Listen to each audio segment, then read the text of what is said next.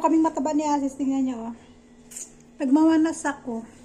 Hi guys! Good morning and welcome back to our YouTube channel. Ayan, ano lang tayo, maging masaya lang tayo kahit medyo stress.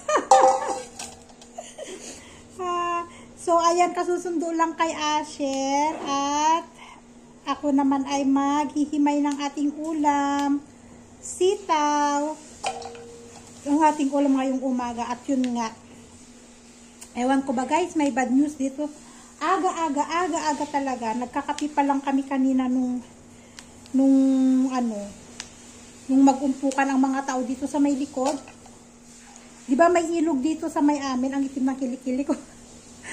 Kung kailan ako nanganak, saka ngumitim lahat ang mga dapat ngumitim. Nung buntis ako, walang itim-itim sa akin Pero nung after ako manganak kay Asher, ayan na, nagsilabasan na lahat. Manas, nangitim ang kilikili, nangitim yung, alam nyo yon, yung anuhan, yung garter na anuhan dito ng panty, yung pinaglagyanan ng band-aid sa sugat ko, lahat yun umitim. Ewan ko ba? Sabi ko nga, paano ko kaya papuputiin ulit dun? Wala mang tawas dito. So, ayun nga, aga-aga kanina, nagkakapi pa lang kami nung makita, nung mabalitaan namin yung nangyari. Isa sa kapitbahay namin dito, yung ditong kapitbahay. Diba, itong side dito sa amin, tapos may mga bahay din dito sa side sa may likuran, dun sa may malapit sa may ilog. Pakamatay siya guys, nagbikti siya dun sa may ilog. Yung ilog dito sa may likod na walang tubig,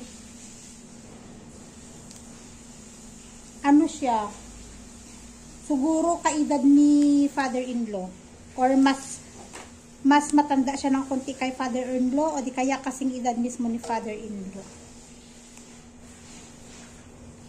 Grabe oy, alam nyo yan, ang taas ng suicidal rate dito sa Nepal. Ewan ko. Kasi hindi lang siya yung ganyan. Hindi lang siya yung nagpakamatay ng ganyan. Maraming nagtangka dito sa amin magpakamatay. Dahil sa problema, ewan. Sabi nga ni Asis, malalaki na daw ang mga anak. Yung isang anak niya nasa Australia daw. Sabi ko, bakit kaya? Problema sa pamilya siguro. Hindi niya nakayanan. Or baka, alam niyo yun, hindi natin alam yung dahilan bakit dumadating sila sa point na ganon yung magbikti. Bumunta kanina si Asis doon. Sabi ni Asis, nakasabit pa nga daw. Kasi inaantay nila yung pulis. Dumating kasi yung pulis guys kanina. Hindi naman nila basta-basta na kukunin lang. Kailangan pulis talaga kailangan talaga ng pulis. So, nung pumunta dun si Asis, nakasabit pa daw. Sabi ko, ano yun? Kaninang madaling araw niya yun ginawa. Sabi ko, bakit hindi tinakbo sa hospital? Wala na daw. Patay na daw. So, ano yun? Kaninang madaling araw niya yun ginawa. Walang may nakakita lang sa kanya kasi nga, dyan sa may ilog, magtatapon yata ng tubig or something. Sa may, sa may bamboo. Hindi mismo dito sa likod namin. Yung dito konti. Alam niyo yung dinadaanan namin dito na shortcut, di ba may tulay? May maliit na tulay dyan. Doon, yung may mga bambu doon. Sa may mismong likod ng bahay nila. Nangyari. Ang taas talaga ng rate ng mga ganyan. Nagpapakamatay dito sa Nepal, grabe. Nakakalungkot lang. Dumadating, alam niyo yun, nakakalungkot lang na dumadating sila sa point na ganun. Kahit itong kapitbahay namin, asawa ng pinsan ni Asis, nagtangkayan magpakamatay, magsabit sa loob ng magsabit sa loob ng bahay nila. Buti napigilan. Yun yung nagalit siya kay Asis. Kasi naglock siya.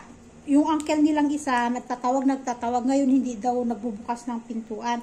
Tapos nasilip-silip na lang na ganyan sa may bintana ba nila nandun na, ginamit niya yung sintron. Alam niyo yung sabitan ng ng ceiling fan, doon niya isinabit yung sintron daw niya. Ayun, nakita niya, nandun na. Eh, hindi nila mabuksan ang pintuan. Ang ginawa, tinadyakan ni Asis yung pintuan. Nasira yung pintuan nila. Pero na, ano siya, napigilan siya na gawin yung bagay na yun. After nun, nagalit. Just now bring the dead body. Just now? Oh, ngayon pa lang ka, ano, dadalhin, bring to Berna? No, they will Hospital? They will bring the postmortem. Kailangan ni autopsy. Dadalhin sa hospital para sa autopsy. After that one, the family come. Her son is in the abroad. Yes, son is in Australia, so they will wait the son to come before they will burn. Of course. So they will put in the freezer first. They will wait. O, antayin daw. Antayin yung anak ng lalaki. Kasi anak ng lalaki yung mag-ano eh. You know who? Magpupudya bago, bago i-burn yung body. You know who saw the one Roman land by? Yes. Ayun. Nakita nila doon sa likod. Kasabit na lang. He is scared out. Oh. Of course. Direct in the early in the morning, see that one. Nakasabit siya. Ang ginamit niya na puno, yung ganito lang nakalaki na puno, doon daw siya nagsabit. Sa may mismo likod nila, bari ba? Grabe talaga. Di ganon. Tuloy ko yung kwento ko. After nun, nagalit siya kay Asis. Kasi nga, nasira yung pintuan nila. Tadyakan ba naman ni Asis? Eh, siya ba naman, magtangka ba naman magpakamatay? Problema nila mag-asawa. O, tangka siya magpakamatay, magsabit siya sa loob ng bahay. Buti ka mo nakita ng uncle nila. O, di naagapan. Pero ang ginamit niya sintron, yung sintron niya. Di naagapan. O, ginagalit sila kay Asis kasi nga nasira ang pintuan nila. Ilang buwan din na hindi niya inimikan si Asis, di sila nag-uusap. After nun, yung uncle naman niya, yung may 3 floor na bahay dun sa dulo, yung mama nila, minom ng lason. Yun yung itinakbo nila Asis sa hospital. Si Asis at saka yung pinsan niya na dito kapitbahay namin din. Tinakbo nila sa hospital. Sabi ng doktor, buti daw, tinakbo agad sa hospital. Dahil kung hindi daw, talagang yung lason, kakalat sa buong katawan. Eh, parang in-injectionan yata siya ng pang-ano, in-injectionan lang sila ng pang-wala, pang-paano sa lason na ininom niya. Grabe. Ang daming mga cases dito na ganyan.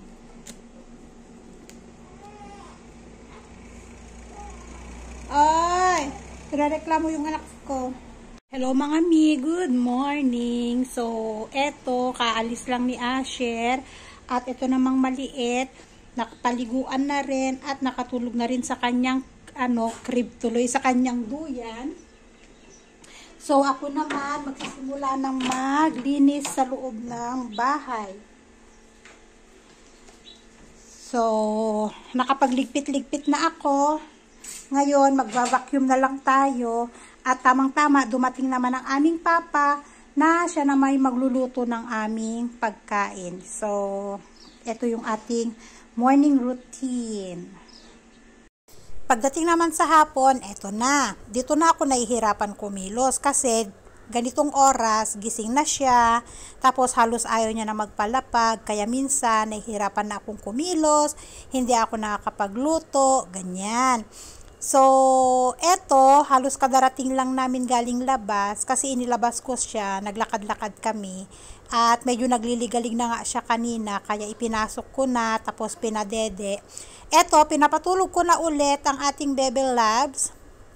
Sana makatulog siya para magawa natin yung mga iba pa nating gagawin. At si Asher naman, dahil tapos na kaming mag-tutor, binigyan ko na siya or pinayagan ko na siya na manood sa kanyang mobile. Pero ang ginagawa kasi niya, habang nanonood kasi sa kanyang mobile, nagdo-drawing din kasi siya. Kasi kung ano yung napapanood niya, kinokopya niya at dinodrawing niya sa kanyang notebook. At dahil nga nandito ang aming papa, so nakakaluwag-luwag ako, siya yung nagluluto ng aming hapunan. Kaya pag naandito si Asis, medyo hayahay ang aking buhay, lalo sa hapon.